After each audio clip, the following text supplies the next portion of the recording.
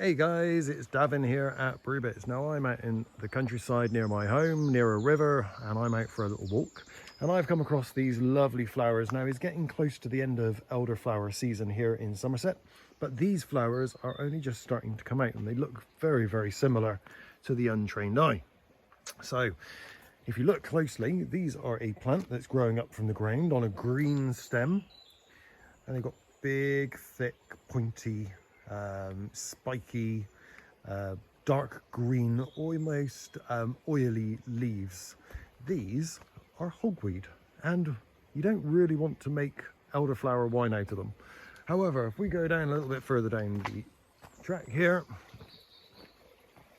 we'll see there's some elderflower still left out. There's some more hogweed, and there's an elderflower tree. So an elderflower tree, first of all, has got wooden branches.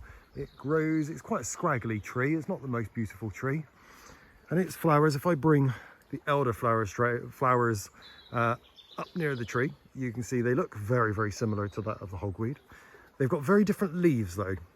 Their leaves come out from the stem. And in this case, you've got 1, 2, 3. Sometimes you might have a few more, but they're like individual proper leaves, whereas the hogweed is spiky. You can see the massive difference in the two different leaves if I put them together. And then the flower heads, if I put the two flower heads together, you can see, to the untrained eye, they are quite similar. So you do have to be careful. If you don't know what you're picking, then ask someone.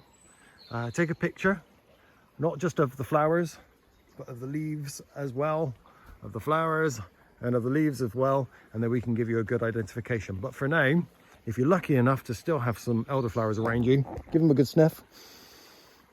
Make sure they smell of elderflower, because if you get one at the moment now, they could smell of like cat's wee. So smell each one and try and get them first thing in the morning, and hopefully, if you're lucky, you might get some elderflowers, late elderflowers, and make some elderflower wine or even some elderflower champagne. Anyway, for now, I'm off on the rest of my walk. Happy brewing.